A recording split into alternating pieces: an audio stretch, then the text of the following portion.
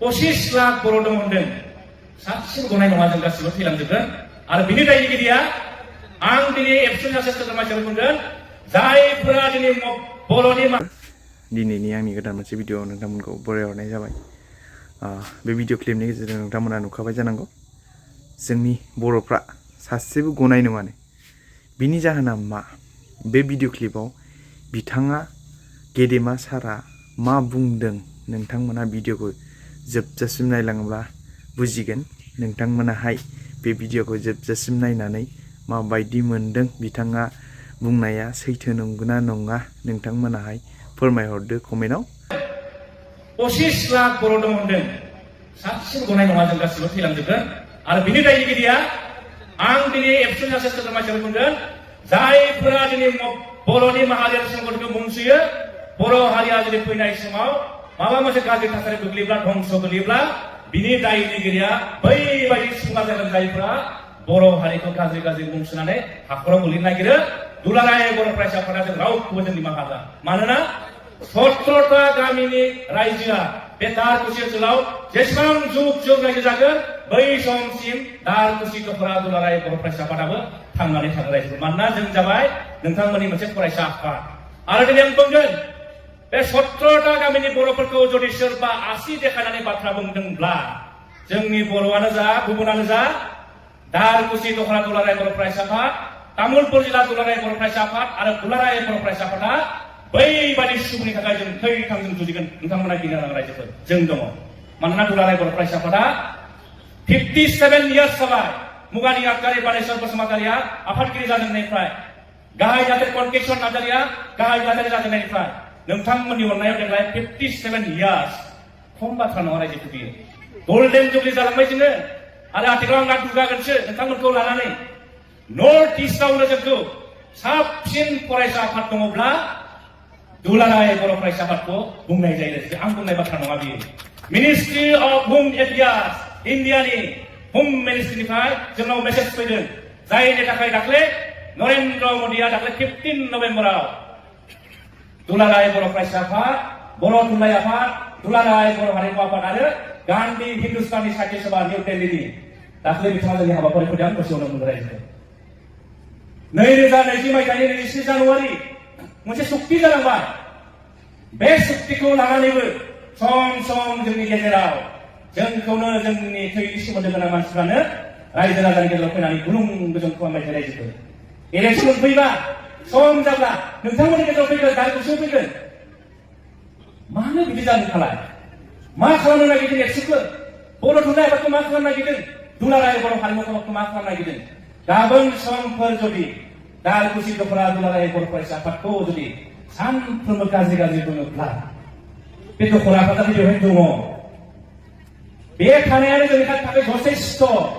बेयाव जुदि जोंनि लाइमोन सेंग्रा सिख्लाफ्रा खामानि मावफैयाब्ला गामि 17टा गामिया जुदि खैफोदाव गोग्लैयोब्ला सोर बाथ्रा बुंनो रायजोखौ? जोंहा माखासे बर' बिजोङाव फोरोंनो थिसननांगौ, फरायसाफोरखौ सम बायदि लेखा फोरोंनांगौ। जोङो कुइसन पेपार माब्ला मा जायो, जोंना गोरोन्थि जायो। बेफोर बाथ्राखौ सोर बुंगोन? एबसुआ बुङाब्ला, बर' थुनलाइ आफादा बुङाब्ला, माहारि आफादा बुङाब्ला सोर बुंगोन? जोंनि एखमब्ला आबेगिक जायो। आं दिनै स्पष्ट बुंदों जायफोरा जोंखौ मुं सोयो, जायफोरा जोंखौ अखानायबानो नायो, जों रावखौबो गाज्रि मोना। मानोना बिमा बिफाया फिसालाखौ रायो। मानि थाखाय?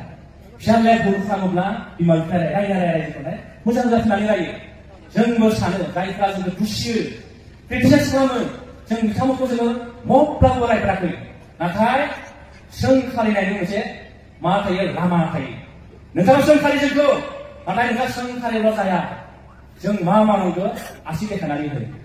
स्पष्ट एबसुआ जोंनाव मोनसे डिटारमिनेसन दङ, मावथांखि दङ। दुलाराय बर' फरायसा आफादा फैबाय थानाय समाव मा मावगोन? आथिखालनि एबसुनि गोख्रों आफादगिरि दिपेन बर'नि दैदेननायाव जों मोनसे थि खालामखाबाय रायजोफोर। 2020 मायथाइनि 23 जानुवारि बिटिआर सुक्ति जाबाय। एबसु, एनडिपिनि मोनब्रै हानजा, इउबिपिअ इउनाइटेड बड' पिपल अर्गानाइजेसन, बे मोनथाम आफादा बे सुक्तिखौ खालामदों। एबसुआ सागान होदों बेवहाय मोनसे समनि आफादगिरि प्रमद बर' आरो मोनसे समनि गाहाय नेहाथारि लरेन्स इस्लारि। एबसुनि आखाइजोंनो सागान होजानाय बिटिआर सुक्ति माखासे दफाया मावफुंजाबाय, माखासे दफाया दाबो मावफुंनो बाखि।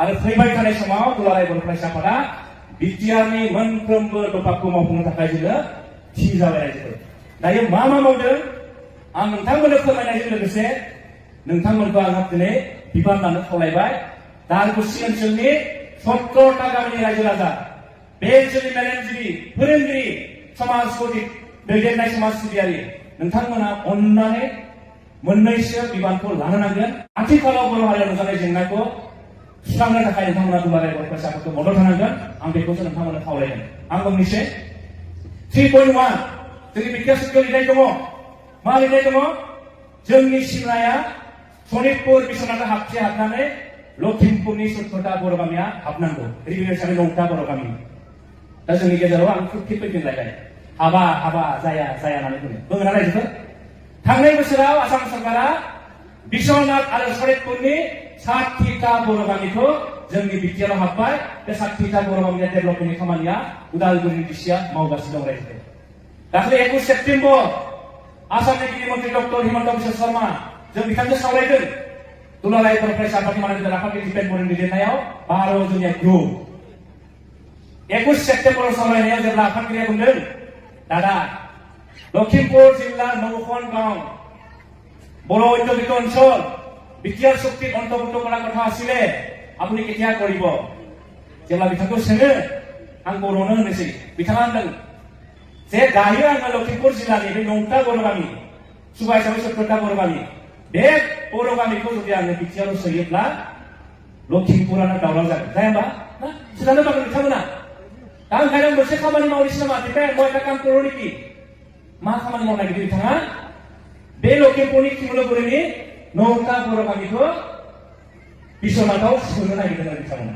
थारमाने बै 9टा बर' गामिया नांजाबना दङ नालाय सासानाय दैसाखौ लाबोबानो बिश्वनाथजों सामिल जानो हायो आरो ओंखायनो दिपेन মই 9খন बर' गामिতে এটা কাম কৰো আগতে মই বিশ্বনাথ জিলাত মই তেওঁলোকক লৈ আহি পেলাই মই বিটিআৰৰ অন্তৰ্ভুক্ত কৰা মানে তাহলে खोथा होदों दा बे 9टा बर' गामिया बिटिआराव हाबनाया रोखा रायजो 2006 सनाव भारताव मोनसे आयेन जादों मा आयेन बियो Scheduled Tribes and Other Traditional Forest Dweller Act 2006 बे आयेनाव रोखा रोखा लिरनाय दङ मा लिरनाय दङ जायफोरा ट्राइबेला आसामाव 17टा जनगोष्ठी दं बर' राभा मिसिं गार' कार्बि टिवा जों 17टा दङ 50 लाखल' जों रायजोफोर 50 लाखल' बिनि गेजेराव बर'फ्रा 25 लाख होननानै बुङो जोंखौ जोंनि मेजरिटि बे आयेनाव लिरनाय दङ जायफोरा ट्राइबेल बिथांमोना जुदि हाग्रा बंग्रा सिफायनानै रायजो जादोंब्ला हाग्रा बंग्रायावबो बिथांमोना रायजो जानायनि अधिकार दङ 2006 आवनो लिरदों नाथाय आसाम सरकारा बे आयेनखौ बाहायाखैमोन जायनि थाखाय बिथांमोना थांब्ला नुगोन गहपुराव बर'फ्रा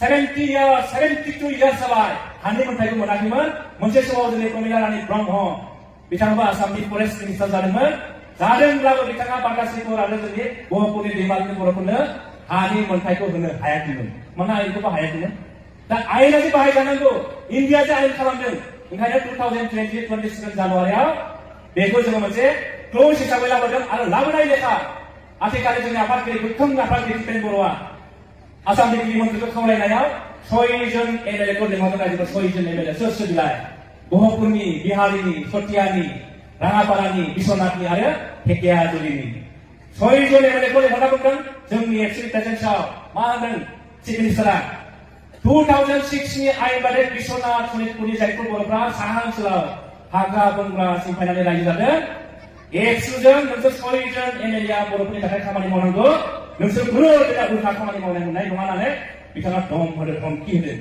आरो दिनै 6 जन एमएलएनि नाजानायाव आसामनि गिबि मन्त्रि डक्टर हिमन्त बिश्व शर्मानि नाजानायाव बिटिआरनि सीएम प्रमोद बर'नि नाजानायाव दुलाराय बर' फरायसा आफादनि मोननै जिल्लानि नारा नाजानायाव नोंथांमोना खोनाब्ला दायो मोजां मोनगोन रायजोफोर बिश्वनाथाव 222टा एफआरसि दङ आरो बे 222टा एफआरसिनो 10,827 जन बिश्वनाथ जिल्लानि जायफोर बर'फ्रा बर' न'खरा हा मोनाखैमोन बिथांमोना एप्लाइ खालामबाय डिएफअनि गेजेरजों डिसिनि गेजेरजों एप्लाइ खालामनायाव गासै भेरिफिकेसन खालामनानै दायो 10,827 जननि गेजेराव थांनाय बोसोराव बिश्वनाथ जिल्लायाव 9,519 जन बर'फोरनो नखरसेयाव 25 निफ्राय 30 बिघा हानि मोनथायखौ बिथांमोना मोनबाय रायजोफोर मोजां जादों रायजो